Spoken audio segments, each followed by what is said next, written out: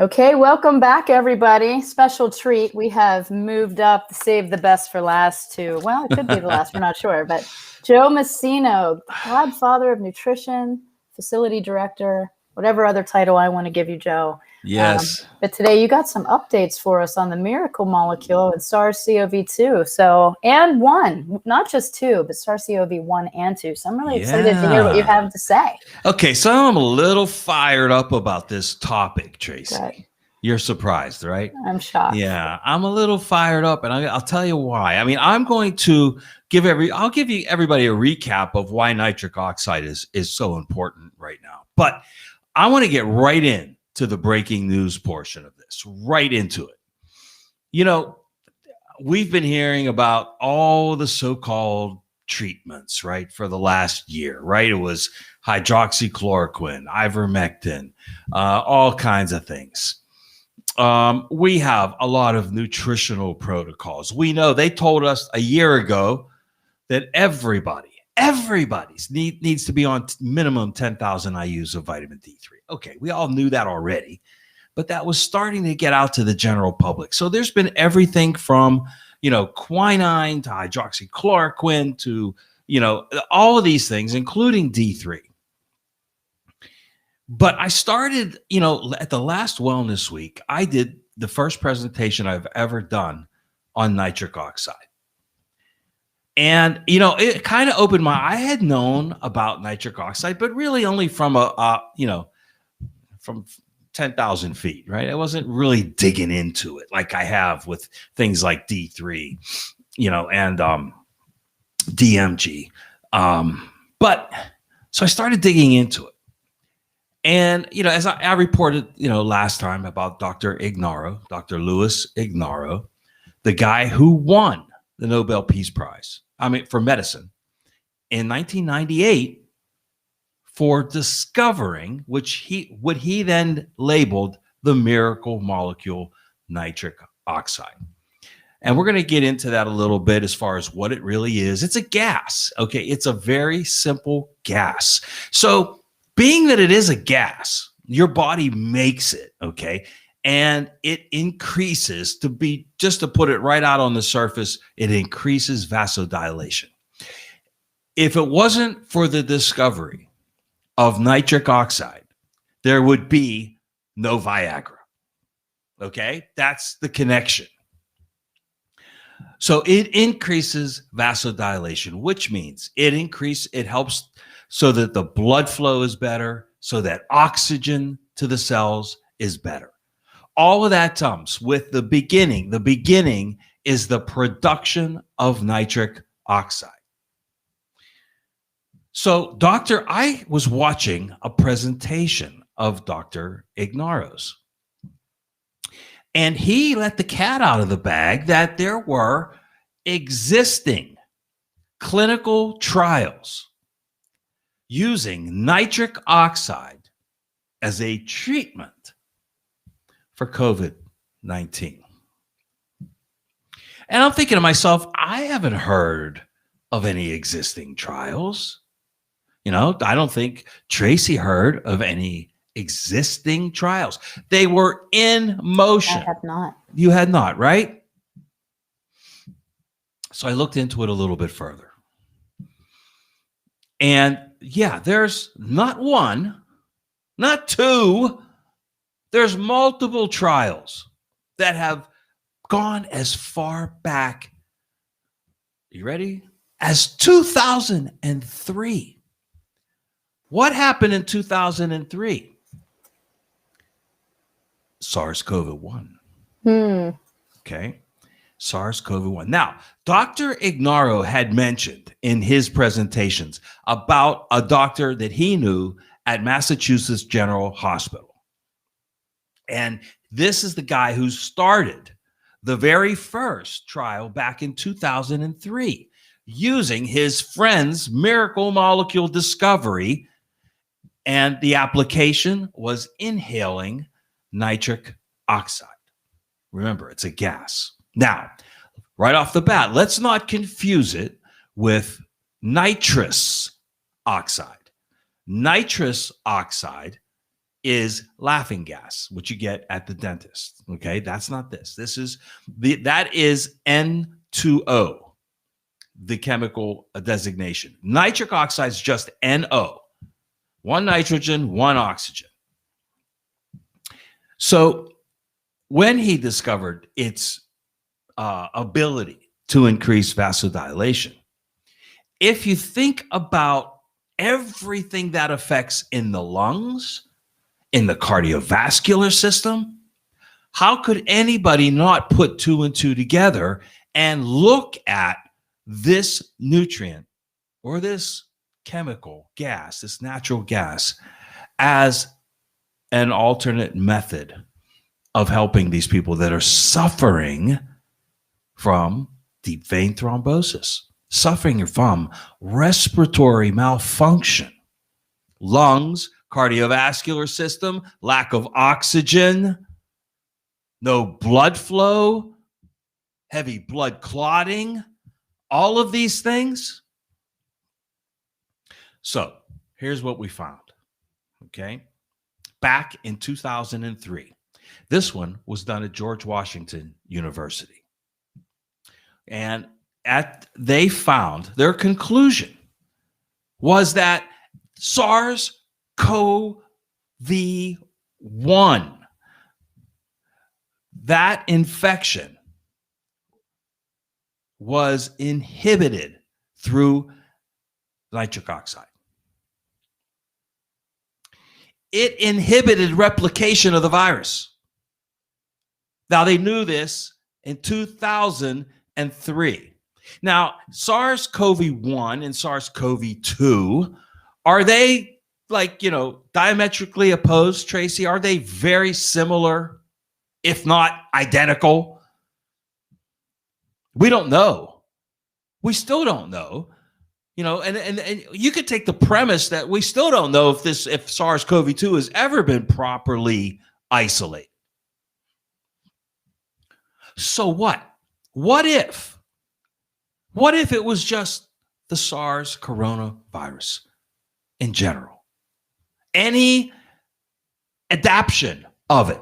What if any adaptation of it is positively affected through the use of nitric oxide, a cheap, simple gas that you can inhale?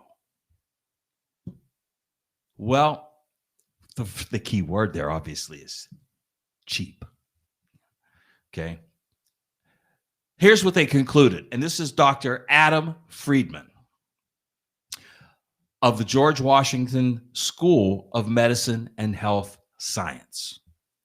Nitric oxide plays key roles in maintaining normal vascular function and regulating inflammatory cascades that both contribute to acute lung injury and acute respiratory distress syndrome. Respiratory distress syndrome is what people are dying of. Vascular function is what people are suffering from, lack of. And they knew in 2003 that nitric oxide plays a huge role in both maintaining normal function and preventing acute respiratory distress syndrome. That in and of itself should really make you mad. In 2003. Joe, did you actually see the bandvideo.com that they did? And they were talking about studies on Google search that if you change, when you're typing into the Google, when you change the tools aspect, and you change the search dates from 2017 and prior, that you will find multiple research articles on all kinds of things pertaining to SARS-CoV-1 and SARS-CoV-2, the efficacy of nitric oxide, and the studies that were done on the contraindications to what they're doing now with shedding and transmission of mRNA virus and mRNA viral jabs. So it was pretty interesting what you're saying. Now, when you searched all this, did you have to like do things like that to find it, or different search engines? Like, how did you come up with this information? I found all of these studies on, I didn't use Google. I used another search engine. I mean, there's a lot of them out there. One of my favorites is DuckDuckGo. I mean, that's the one I used. They all came up. Yeah. You know what? I was reading that there was like multiple ones. I mean, I could have listed a dozen. Now, they did a follow-up to this one at George Washington University. And, you know, they're finding that the pathogenesis of this coronavirus, whatever one or two, doesn't matter. And there's all this data about the pathogenesis of the virus and the effect of nitric oxide. And as a treatment, a simple, cheap treatment, they recommended that the dosing, and, you know, you need, the protocols are even out there, Tracy. They're even out there on how much to do it, how to dose it. Inhale seems to be the best. Now, look, we're not, you know, what we want to eventually do also is help people to naturally form, create, produce nitric oxide in the body. And we will review that again. But, you know, because let's look at it from that angle.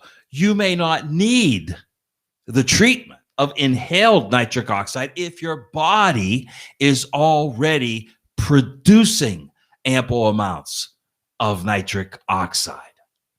Okay, because it stops the rep. Wait till you hear this next one. I got to give you this next one because this one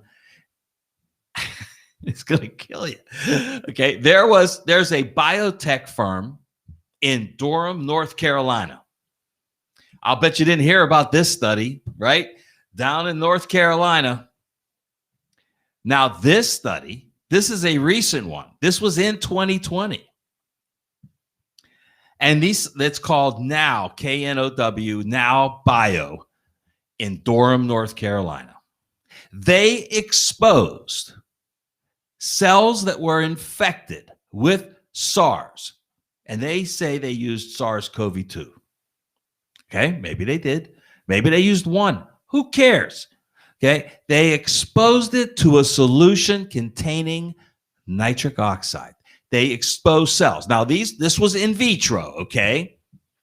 But still, within 24 hours, 99.9% of the viruses were dead.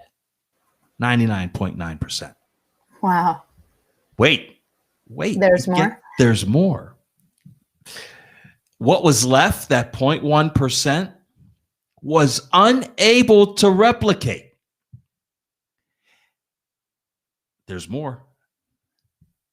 None of the host cells were damaged. That's amazing. So it was effective and safe. Effective and safe. And nobody knows about it. Right. This should be front page. This should be headline news. But it isn't. And we all know why. So let's go back to Massachusetts General. Now, this is where they did the original one. The doctor that knew Dr. Ignaro, that's where he did the original one back in the early 2000s, in 2003. So they have a current study going on. They didn't stop. They're still doing it. They have a current study going on. Listen to this, okay? Now, the initial completion just happened of this study. So it was going on for months. And it completed the initial phase in March of this year, 2021. They plan on reporting all of their findings by July. But they intubated patients admitted to the intensive care unit with confirmed SARS-CoV-2 infection. All right, so they say they got it. It's confirmed. We don't know. And they had severe hypoxemia, right? Severe oxygen deprivation. So they used a control group where they gave them inhaled nitric oxide, And they used a what's the other one? I'm sorry, treatment group with nitric oxide and a control group with just oxygen inhaled. And their findings, incredible. They're publishing them right now, but their findings mirror the other two studies of stopping the virus dead in its track, prohibiting replication, and not damaging host cells. Now, this is human trials, Tracy, and I'm going to be following this as like Inspector Clouseau until I find these, till they report these findings officially. I don't know if Inspector Clouseau is the way to go, but I understand your analogy there. So I just think it's so amazing that we're not hearing about this. I mean, it's not amazing. Let's just face it. We know why we're not hearing about it. But right. So how can people get access to this? What can we do? Give us some solutions, Joe. Well, I want to give you one more. All right, okay? all right. This is another one. Now, those were all in the U.S. This one's in Sweden. Okay, Uppsala University in Sweden. Okay, they found that treatment in the 2003 SARS epidemic, they knew of this treatment in Massachusetts General. Okay, they duplicated it on SARS-CoV-2. Okay, they published their study in Redox Biology. And here is the conclusion. To our knowledge, nitric oxide is the only substance shown so far to have a direct effect on SARS-CoV-2. This is the professor at Uppsala University. They published their study in Redox Biology. So the studies are out there. Like I said, as I was looking these up, Tracy, I found there were more. But I thought, how much more do we need? We don't. So let's focus, folks. Right. Let's focus on what you can do now, okay? Nitric oxide is produced in the endothelial lining of the capillaries, okay? Vessels, capillaries, the endothelial lining. And that lining is damaged directly by this infection, is it not, Tracy?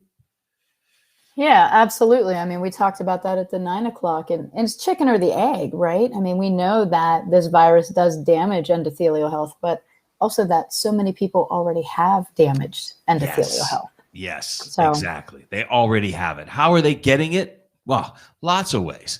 Okay. First of all, if you've ever, over the last year, you've damaged your endothelial cells by wearing a mask and breathing in your own carbon dioxide waste, okay? You're damaging the endothelial cells, the endothelial lining.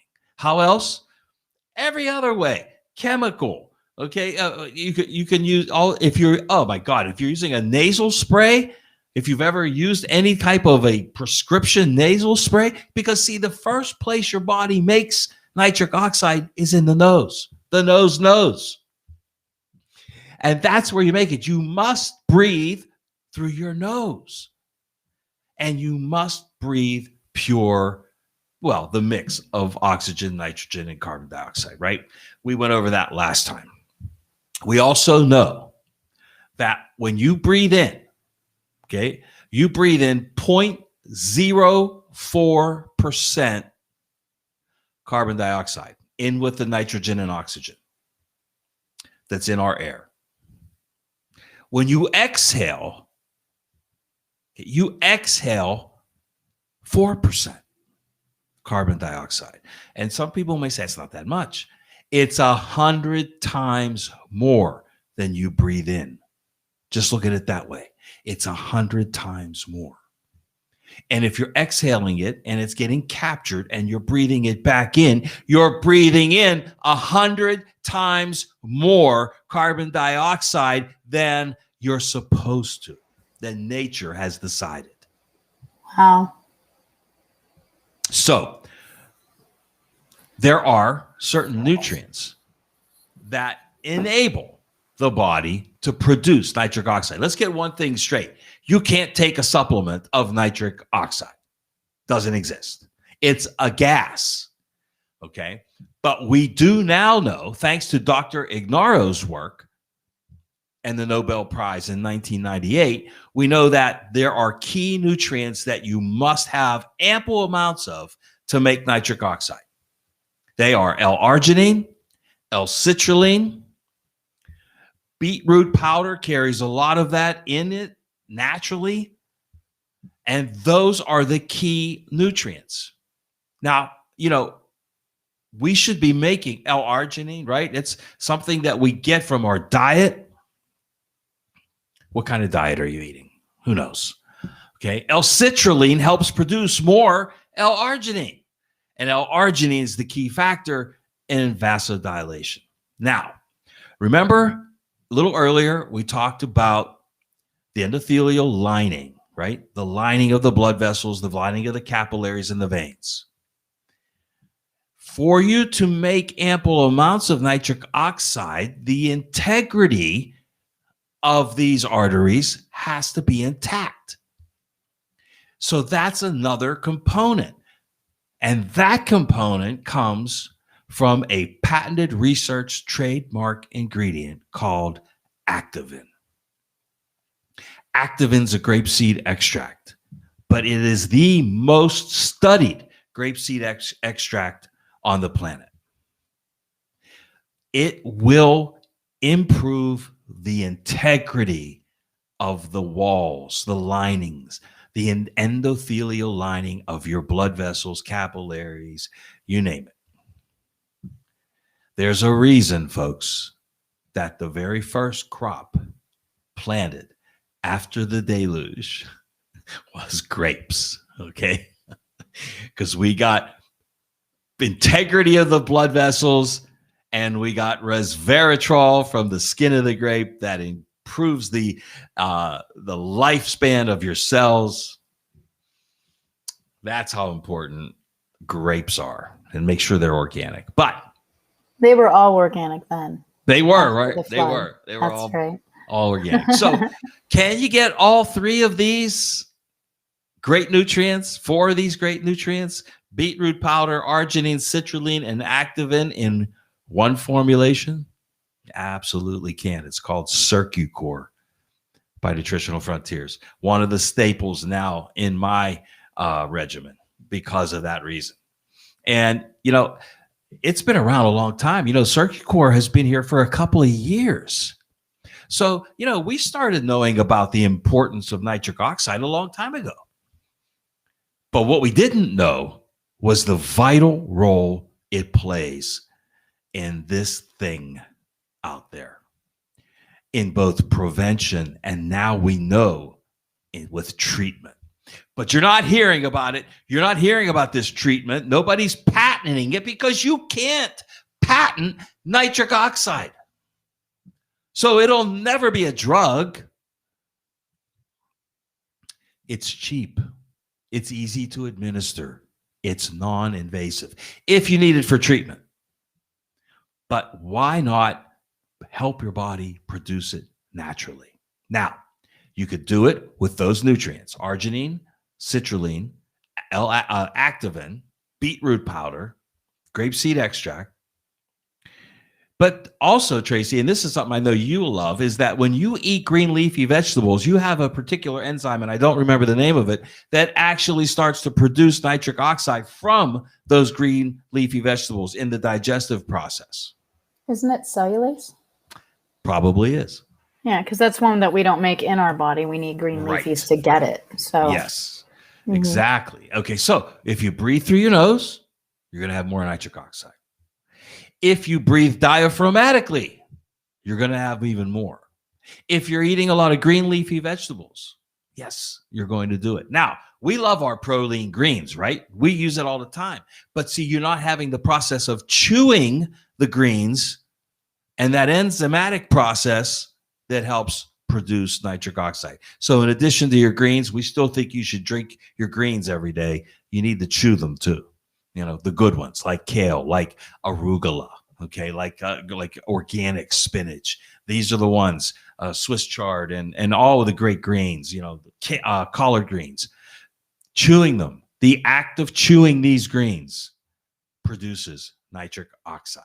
Now, there's also there's a specific exercise you can do to produce nitric oxide. And this credit goes to Dr. Zach Bush. And you know him, Tracy, you and I have been following him. But he came up with a 4-minute nitric oxide exercise. And it's basically enacting the major muscle groups of the body for only 4 minutes. So you stand, you do, set of 10 or 20 squats, then you do, arm motions all over the place, using your shoulders, using your upper body, using your legs, alternating them. Only 4 minutes is all it takes to produce nitric oxide. If you do that a couple of times a day, your body's going to help produce nitric oxide. If you enable that, if you enhance that with these key nutrients, with the nutrients found in CircuCore, now you've got a double-edged, you're hitting it from different angles. But it is that important. Nitric oxide is probably the answer that nobody's talking about. But you know what's funny, Tracy? All of a sudden, and you know how energy works, right? I'm seeing nitric oxide formulas now all over the place, because we're starting to give it energy. And now I'm starting to see it. Now, most of them are inferior. Or the internet, whatever. Yeah, most of them are inferior, and they're trying to capitalize. But, you can get a quality product right here. We carry CircuCore right here at the Weiner Wellness Center. And, of course, Power Fuel is another option, too, because you have the arginine and citrulline in there as well. When you have those two together, arginine's great, citrulline's great, but the best bang for your buck is getting those two amino acids together. And then you get the best production of nitric oxide. Yeah, and I know that people were worried about using L-arginine because of the studies on herpes, right? And how L-arginine. But here's the thing, having a cold sore breakout and dying from COVID, way different. Let's put it in perspective, right? Also, you can use L-lysine to help balance. It's not going to deactivate L-arginine. It's just what it does with the endothelial tissue. Right. So, and that gets transferred so big, Joe, to all viruses, because one study said if you modulate L-arginine to be higher in the system, then you are actually provoking the herpes simplex to break out in your body, which they found was true. However, that's an L-lysine deficiency, not an issue of having too much L-arginine. So we have to look at the study and put it in perspective, because they love just to be like, this bad, this good. It's only bad if you have a deficiency in it, right? If I ate a bushel of apples, they're good for me, but maybe a whole bushel is not a smart idea. So put it into perspective, find out what the balancing nutrient is, and use that, because I think it's really important that people hear what you have to say today. But I got that question once. They're like, well, isn't L-arginine bad for all viruses? And I'm like, no. So I had to go look it up. And then I was like, oh, okay, it was studied on herpes. One thing, there's 500,000 viruses out there. It's good for you. And look, you should be eating beets. Beetroot powder is great. But again, that's just the root powder. So just think of the word itself, beetroot powder. It may not have a therapeutic level of arginine and citrulline if you're deficient. Okay, so remember that. Lots of times, yes, food be your medicine and medicine be your food. It is provided in our food. But when when your body's below zero, when you have to get up to a level playing ground before you can get on the path to optimal health, then you need therapeutic levels that you cannot get from food alone. We can't live by food alone anymore, especially with what we're doing to ourselves out there with those face diapers. I know you love that term. That's why I had to say it. I'm the one that said it. I know. That's why I always have to say it when I'm on with you. And you know what? I didn't hear anything about nitric oxide either until I lectured about it at the Robert Scott Bell and when we talked about it for NF. So NF did it first. Because that's right. You heard it first. Yes, you heard it here first, folks. Tracy Stroup and Joe Messino, we're the ones that are going to bring it to you. Right, Tracy? That's right. And you know what? It's for all of us to share, because, it is. Education is powerful. So, when you discover a thing, you don't just sit back and be like, well, I'm not going to tell anybody because I want to sell lots of it. I want everybody to know. And I want you guys to get that supplement, CircuCore, and start putting it into your life. It's good just in general. Like, we don't have enough oxygenation. We don't support our heart health. If we did, it wouldn't be still the number one killer in the world. Exactly. Now, cardiovascular health is still the number one killer, a detriment in it. With all cancers combined, it still kills more people. Right. So everybody should be on CircuCore, regardless if there's a virus or not, because we apparently are not cardiovascularly healthy. No, we're not. And, this, and again, if we go back to that 4-minute exercise, you don't need an hour on the treadmill to make nitric oxide. Okay. Right. You could do it in a short amount of time, and then your body produces it. Didn't Dr. Mercola come out with 3 years ago or more? He got it from oxide. Yeah, he got the exercise from Zach Bush. Yeah. He got it from, and then he put it on his webpage as well. Yeah. And I remember watching those videos thinking, wow, that's all you need? That's great. And then, studying it, you don't think about it, but it's all the stuff's coming back around. And that's what we were talking about earlier, is like the simplicity of health, right? Let's not overcomplicate it. Let's not make it like a huge thing. Doing the foundational principles, taking the correct supplements that your body needs makes all the difference. But how do people know, Joe? How can they find out what their body needs? Well, there's a great way to find out what your body needs. It's something called kinesiology. And it's so simple, folks. It's been around a long time. Your body tells you everything you need to know, right? Dr. Tracy has always said the body does nothing wrong. So if it's something bad, it's telling you. There's either a deficiency or a toxin that's killing you. Probably both. And your body will tell you, but you got to know how to read it. And that's where kinesiology comes in. And we have one of the best kinesiologists right here at the Weiner Wellness Center, Jeff Nisnik. He's down there today, right now. He's seeing lots of people. He had someone that came in. He talked about this person before. She came in a month ago, just 1 month ago. And she failed on 70 some foods. And she came back in 1 month. And she has down 14 pounds. She can eat. She's not all of these issues are starting to go away. She's not failing on all those foods anymore because he was able to interpret what the body was screaming at her. Interesting. Such good stuff. He has great stories on allergy reversal and all kinds of stuff. So Jeff is coming up and lecturing. I'm loving the chat right now where people are just like networking with each other. That's what it's all about, sharing information. And Robert DeMoss, he said that humming helps increase nitric oxide in the blood because it actually helps increase nitric oxide in the nasal passage too. And where did we hear that SARS-CoV-2 was first attacking, right? Yes. So I think, probably all moms out there have adequate nitric oxide because I just sit around and I'm like, with my kids. I'm like, what are you doing? So moms, it's not in vain. I think we got it, right? But Nellie was asking about her kids, like how do you get things into kids to increase nitric oxide? Because, kids, they don't always want to make the best food choices. So here's a way that you can increase it without having to force feed a child, right? Have them hum. Have them hum. And you know what? Kids can do this 4-minute exercise. That'd be a fun example. Right. Fun. And while they're doing it, just look it up online. Dr. Zach Bush, 4-minute nitric oxide, or Dr. Mercola, 4-minute nitric oxide. And when you're doing it, breathe through your nose. Breathe in through your nose while you're doing the 4-minute exercise. And kids will be able to do that all day long. So it's good for everybody, kids, adults, you name it. We can CircuCore, you could open the capsule and pour it in something if they need extra help, right?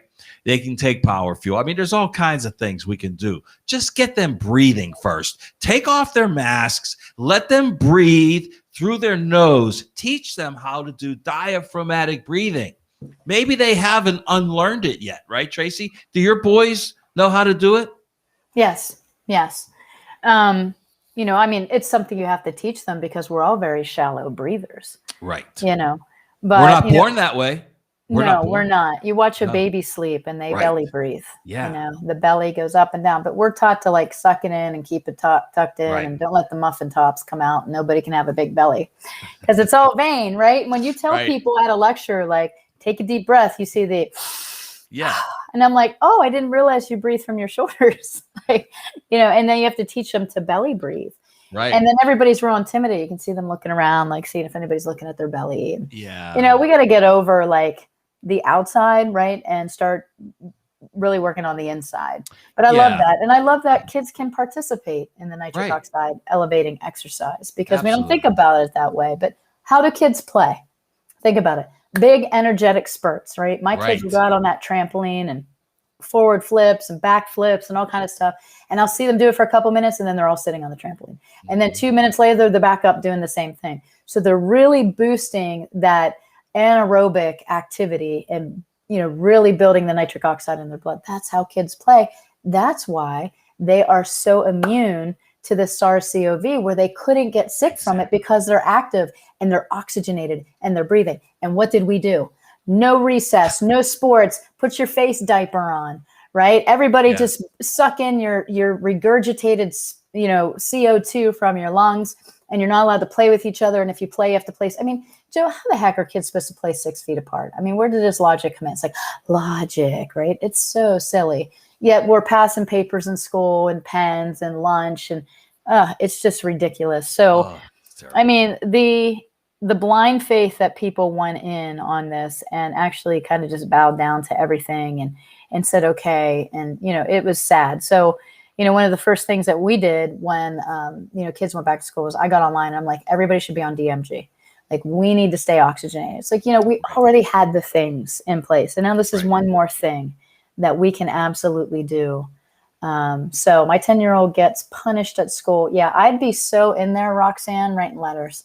Wow. I sent a letter to our superintendent and I basically said, this is child endangerment. I said the words. I sent her the Harvard study, the Stanford study, like all of that stuff. And I was like, we did not hire the CDC or government to dictate policies over our school in our community. We hired you. Now do your job. Like, that's basically what was said. So it was crickets. She didn't respond back to me. There is no response. You hit them with the right punch, and they can't respond to it. Yeah. Well, I think there's going to be mass retribution on this. I really feel it coming. I think all of these people, what's going to happen? The government's going to be like, well, we didn't say it was a law. All the facilities that mandated this stuff, the damages, the psychological. I mean, Edgar Snyder is going to have a field day with all this. I was just thinking that. This is going to be coming. Like mesothelioma on steroids. Like, it's coming. It's coming. So, one other thing I want to tell everybody, if you haven't done it yet, get yourself a pulse oximeter. Mm-hmm. Remember, we talked about that last time too, that thing you put on your finger. And it's battery operated. It gives you your oxygen level and your blood and your pulse. We have a new discovery on that. What? You ready for this? Yes. Okay. So my one friend was measuring her pulse ox and sent me this discrepancy from right and left hand. And so I looked it up on PubMed. And do you know there's actual studies on usage of the pulse oximeter that it should be done on your dominant hand? Okay? Because the vascularity of an arm or whatever that's used more, you're going to have a truer pulse ox in vascularity. How do they measure the pulse ox in the hospital? Always on your left hand. Always on your left hand, right? Always. The difference is 3 to 7% difference. So you're looking at a pulse ox of 82 to 75. Now, when do they start venting people? When it drops below what? No, I think you meant 92. When it drops 92. Below, when it drops below 90. When they vent people, not when it's a risk. When they vent people is after 80, yes, right? You're they right. start to vent. Right. So if they put it on your right hand and it's 82 and they put it on your left hand at 75, like, are you in danger of a misdiagnosis there? Because there's a study on it saying that you should use your dominant hand. For practitioners that don't know that. It's on PubMed. Very good. So yeah, look at me. I'm always like gathering my clinical ammunition. It's more like ammunition because you need it now because you can't say anything. It's like, well, show me the study. Okay, well, you got it. I'll show you this. I'll show you 10 studies like on how stupid all this is. Like, let me just show you. Exactly. So the Harvard studies, I work at a school and I hate seeing the children a mess. Actually, I'll put you on there. If you go to children'shealthdefense.org and you go to their blog, The Defender, They have all the Stanford and Harvard studies listed on the psychological damage of children, where these professors, medical professors, are saying, this is going to cause psychological damage. This is going to be bad. You cannot torture children this way. Stop masking kids. I sent all that stuff to them. Right. And you know what? It's like crickets over there. They don't want to lose their funding. That's the whole thing. They don't want to lose their money. And so they don't want to also have risk, right? Because you do have some people that are still believing all this. Right. But yeah, you have to make a decision, you know. So yeah, children'shealthdefense.org, and go to the Defender. That's their blog. It's a great resource of legalities.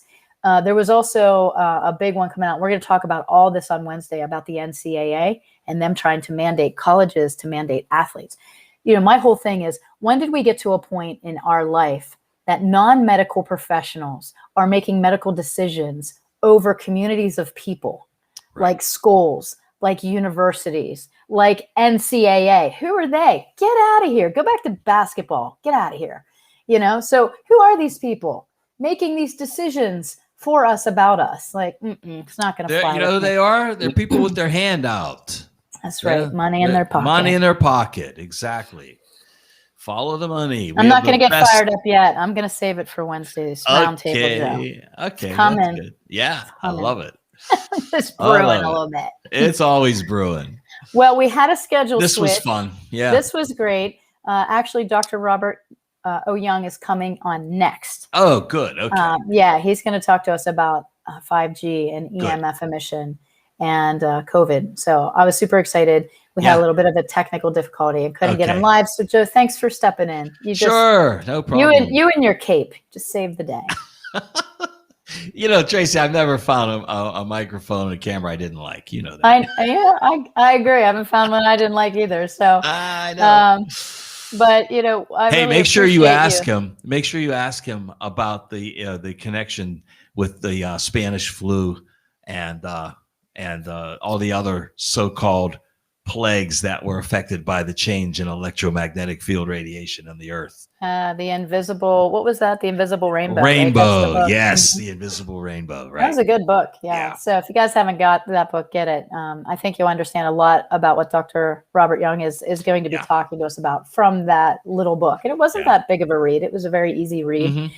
But Joe, you know, jump on the chat and put those questions there. Yeah, I will. If it's not too crazy downstairs. The Wellness Week's in full force. Absolutely. People are coming in like they were before, Tracy. It's amazing down here. They're coming in. Of course, we have the food truck from Ariza outside, and everybody's getting their free meal. It's just amazing. It's great, organic, grass-fed food. But we're in full force. Wish you were here. Me too. Maybe I'll stop down sometime this week. Yeah, do that. Okay. But all right, my friend, thank you so much. And thank you everybody for joining us. Stay tuned because we are going to be back with Dr. Robert O. Young, and he's going to be talking to us about 5G, EMF emissions, and SARS-CoV-2. The connection continues. All right, guys, have a great day. Live long and prosper, everybody.